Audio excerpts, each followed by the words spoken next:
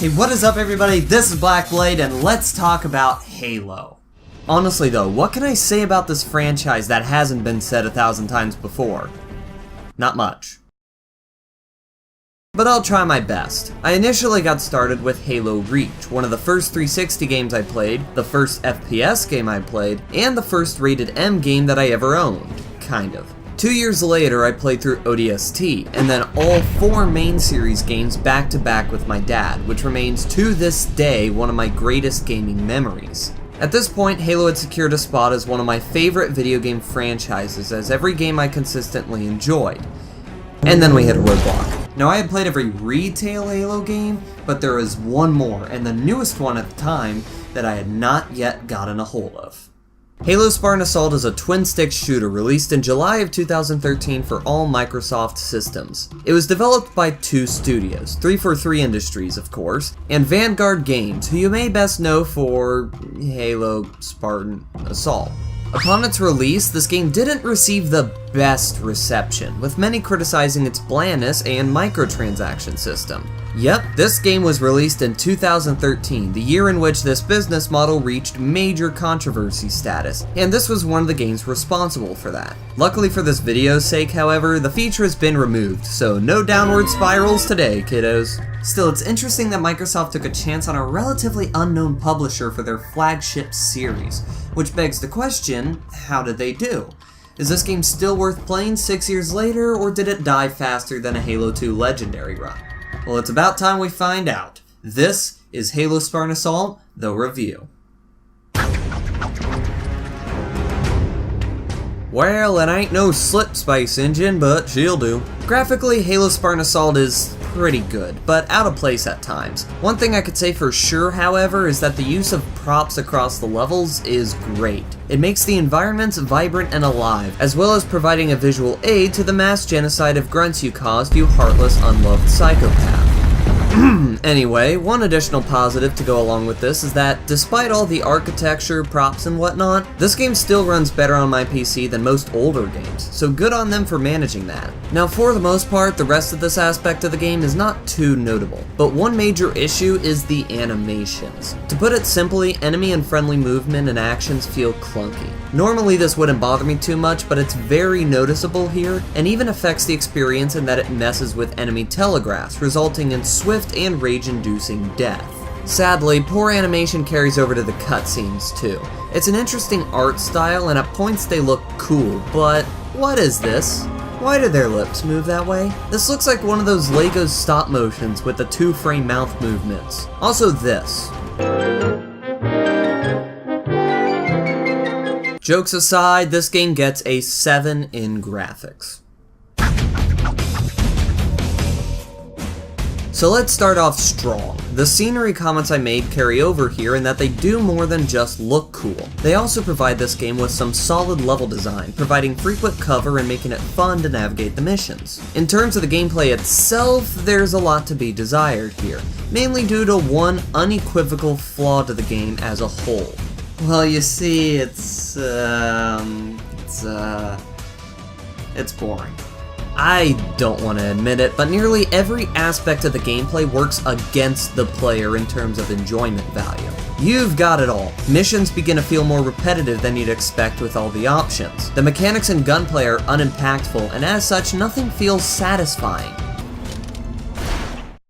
Okay, scratch that. One slight compliment I can give is that the skulls provide some interesting challenges. Minus the pacifist one, that just sounds like a chore. But even the difficulty has an issue in terms of the frequency of damage sponges. With the top-down perspective, most of the tactics for damaging enemies in previous games are no longer possible, meaning everything but grunts and drones to an extent feels more drawn out than it needs to be unless you use a damage bonus. The jackals are the worst, because since you can't shoot their arm, you either shoot out their shield or lob a grenade, of which you typically have fewer than you can use liberally like that. The last thing I want to mention here is what I can only consider jank.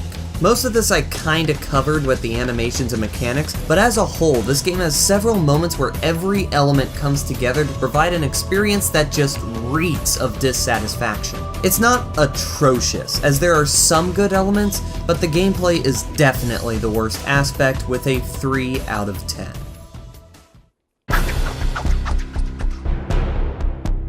Okay, now let's flip the switch, and I would make a joke about that if Kadikarus hadn't done it first. The ambience sound does a great job at making the game that slight bit more immersive, like water dripping from the cavern ceiling. Also, the voice acting is pretty solid in this game, but that being said, much of the dialogue is overused. When it comes to the soundtrack though, it's kinda interesting. Spartan Assault has some great music that I think addresses the complaints some had of Halo 4 not sounding like Halo. But the use of that music in gameplay is not the best. I wouldn't consider it a good thing when an action game soundtrack is the type of thing I listen to when falling asleep. What? Don't get me wrong, people, I'm not saying this is bad music, by no means. It just adds to the previous complaint I stated about this game being quite boring. For this reason, the sound design gets a 7 out of 10. At first, I thought in my head this would be another game I review where this would be the best aspect, but when I really stopped to think about it, nah. Let me start with why I thought that at first. In true Halo fashion, this game includes replay value through achievements and challenges. Each stage has 3 challenges that involve killing certain enemies or destroying certain vehicles with certain weapons. And there's certainly a good reason to play this game again. Mostly. As you'd expect, there are a few of these that really overstay their welcome in terms of how many times you have to play the mission to accomplish it. Thankfully, if this doesn't suit your fancy, the scoreboard might, as every mission has a leaderboard, and going for the bigger medals gives you more points, earning a bronze, silver, or gold star as a result. You can also use experience points to purchase better weapons or boosters, but the problem with this is that sometimes the requirements to get a gold star are not normally earnable, and so you need to get those improved items, but you might not have enough experience points, resulting in you having to grind until you get enough. If you couldn't already tell, this is where the microtransactions came into play, and thank goodness they're no longer in the game or I'd have a field day with this. Regardless, the impact they had remains, which makes it more of a grind than it needs to be to earn these items. Now, while I took the time to look into these things, I honestly don't care that much about them. I'm the kind of person that most of the time just wants to play through the game and enjoy it, and you can. In fact, it won't take you much time, because wow is this game short. Even with taking my time, making sure I got footage of everything I needed, and considering the fact that this includes an extra operation not in the game initially, this game took almost exactly 3 hours to beat. That is super short. Even my first playthrough on my channel took only half an hour longer, and that's only because I died a few more times. Now, I know this game wasn't that expensive, I get that, but somehow it seems to be a game that you can finish in a single setting, yet still feels drawn out. Only counting the missions that are noteworthy, this game could be cut in half, and I don't care if it was $15, that is still too short. Now, despite saying all of this, I can see an argument being made that it's still got enough content through replay value, even if it's not for me. So I'd say that the good and bad cancel each other out, resulting in a 5 in content. Speaking of canceling out, here we have a textbook example of style over substance. The presentation style of Spartan Assault is quite creative, and I'm a big fan of it. I love the neat little touches, like how the menus are a data pad and include strategy maps. Also, the entire fact that the engagements through each mission are described like history lessons is a neat touch, as well as how a quote from one of the soldiers appears at the loading screen of each mission, even if some of them are hard to relate to.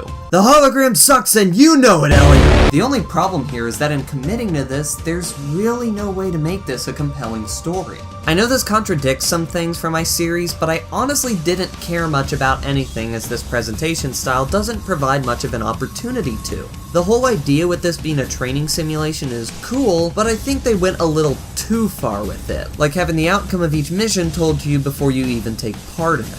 Frankly, it was a well-executed concept, but didn't have much room for improvement, earning another 5 out of 10.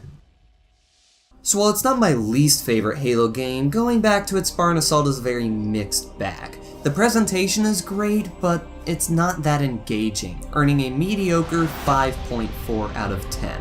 If it's interesting to you as a 343 fan, or looking for something more calm, then this game will fulfill that, but I wouldn't go out of my way to recommend it. Anyways, that's gonna be it for this video. Hope you all enjoyed. If you did, be sure to slice that like button in half. Subscribe to my channel if you are new, and be sure to comment down below what your thoughts are on this game. I'd love to hear it, and perhaps we can start some interesting conversations. But once again, hope you all enjoyed, and I'll see you all next time.